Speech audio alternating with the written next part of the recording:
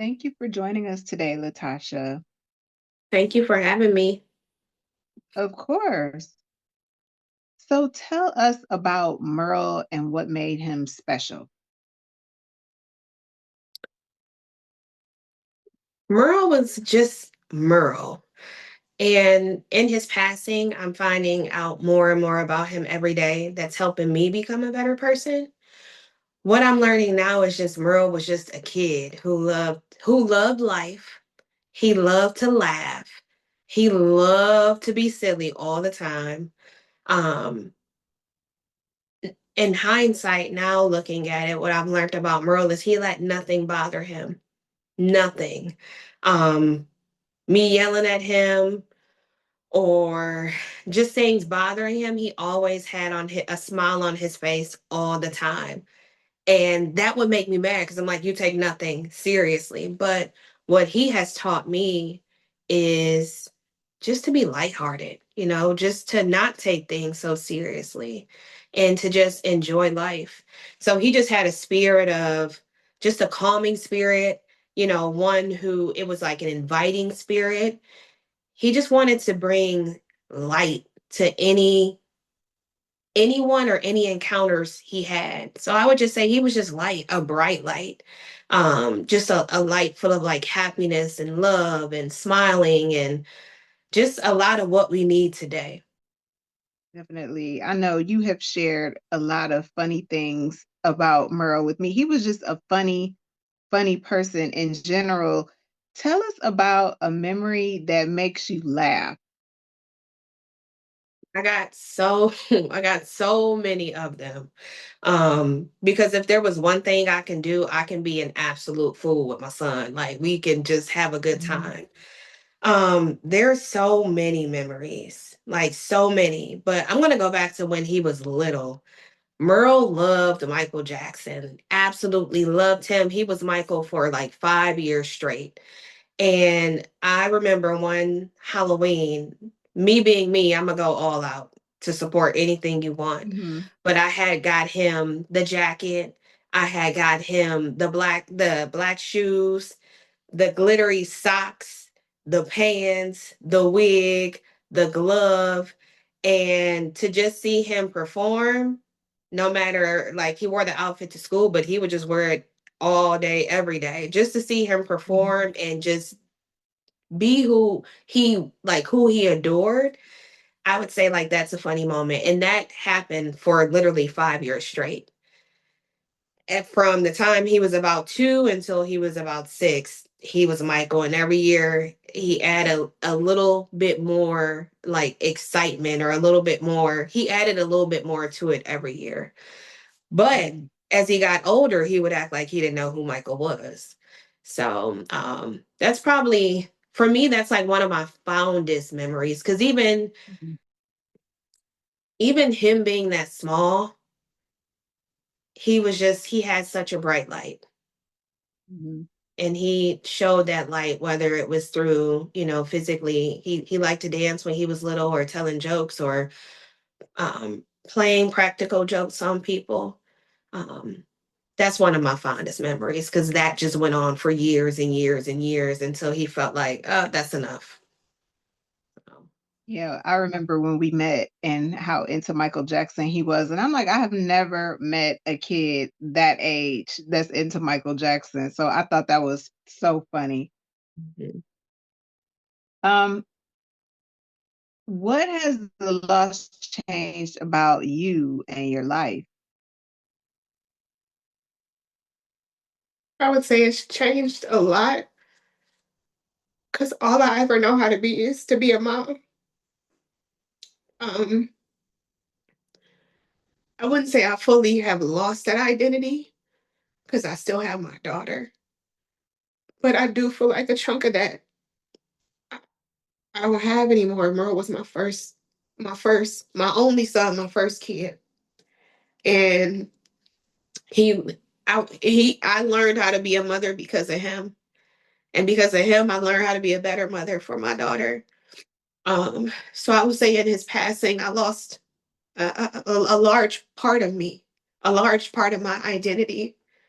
Um, which is being Merle's mom. I know, in spirit, I'm still his mom, but the physical aspect of it. Yeah, you will always be his mom, and he's always going to be a part of you, and you'll always be a part of him. So, he's not here in the physical form, but Merle is still Merle, and he made an impact that is going to live on far beyond his years. Mhm. What are some of the things that people did that comforted you or have helped you? Because it's still very, very soon. It's only been 6 months. So, what are some things that comfort you? Um, I will say the community, the kids just like completely showed up for my son. And that gave me a sense of just like a sense of peace to know how many people my son impacted. I think the pastor had said at the funeral, it seems as though although his life was short, he had a huge impact. And I will say he did, like on young people, older people, every encounter that he had with someone, he had an impact on them. And that was shown by how people showed up for me in my darkest hour, from his classmates. They actually had a bus of kids came to the house maybe a couple weeks after Merle passed and just had items for me and my family. They had a donation box. His job, he worked at Myers. He started working at Myers in April of 2025. And I was just really surprised of just not even, I won't say I was surprised, but they loved him there. They loved him so much that they covered the entire the repast. Yes. They covered everything for the repast. They didn't, from the food to the utensils. And at that moment, it made me realize, like, I don't even think my son knew what type of person he was. Like, he just Right. touched so many people. And that was so comforting to see just how many people showed up and showed out for Merle, from young people to old people. His third grade teacher, Mrs. Robinson, I believe. Actually, it was his fifth grade teacher, Mrs. Robinson. There was a point in time where he would be a little goofy in class, but she actually showed up and gave me the Mhm. biggest hug. And she was like, I remember us having our conversations about, how we can keep Merle on track. And one thing that I'm really big on is, these teachers, they give their time, it's a commitment that they make to these kids. So at the end of the year, I like to provide a gift to each teacher that he had up until about high school. But we had bought her a mug, and she came and was like, I remember, like, in that moment, I felt like we were having a conversation that we had many years ago when he was in fifth grade. And she was just like, I remember your son, and I actually still have the mug that you all bought me. So it just Wow. was comforting to know that my son, although his time here was short, he impacted so many people. Nobody had nothing bad to say about him.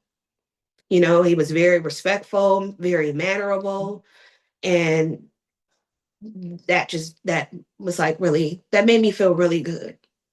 So I'm glad they were able to come and show up and show you how much Merle meant to them. He played basketball, and Hmm. his basketball coach actually had Channel 5 News come out and film because they did Hmm. a moment of silence on their first night. And even that is big to just see how many kids showed up. Like, it just shows the impact that he had on just people in general. Definitely. Definitely. It's definitely something to be proud of too. So I hope you are. Mhm. What is something, even though it's been very soon, what is something you would want other parents who may be grieving the loss of a child to know? With God, he can carry you through. This is something you cannot do on your own. You cannot rely on your own strength. You have to rely on the strength from the Lord. and just making sure you have a circle of people that are going to be there, even in those moments when you may not want anyone to be there, or people may think you may not want them to be there. Just having the right circle of people that are there for you all the time is very important. Yes, and making sure you lean on them too. Like, don't feel Mhm. bad about leaning on people. You Yeah. need them. So, don't Mhm. feel like you're a burden or anything like that. We talked about graduation and prom season, and now Mother's Day is coming up. What are some things that you plan to do to honor Merle's memory? Well, one of the things I will always tell him is I'm gonna put his fat head on a fat head, as he Mhm. does his clap out and graduation.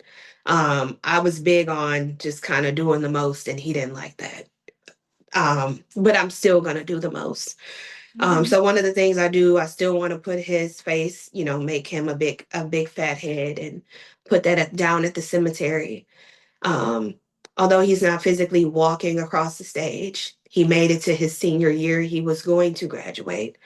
So I am going to, I want to decorate his gravesite and celebrate that. That's a huge accomplishment. Although he's not here in the flesh, he's here in spirit. So I do want to do some of those things. Um, and showing up for his friends. A few of his friends have invited me to a couple different like send offs, and the fact that teens are still reaching out to me, I feel like I have a duty to go, on behalf of my son. So I will be going to some prom send offs, just to be there to support these young kids, and then just really making sure I celebrate my son. So having myself and different family members come to the gravesite, and we just really celebrate him. I always tell you how much I love the fact that you don't allow some of the negative things that people can say to you. They think that they're comforting, but then there's not like, oh, you're never going to be the same. And how I remember you saying, that's not going to be my story. That is not going to be my testimony. I am going to get through. And, that's something that anybody can learn from. And it's something that I've definitely tried to take forward myself. So even though it's been only 6 months, what would you like life to look like for you after the goodbye? I would say just peace. Um, just a peace in knowing that although I would want my son to be physically here with me, he's in a better place. He's with someone who can take better care of him than I can. And although I say these things, I'm human. Sometimes,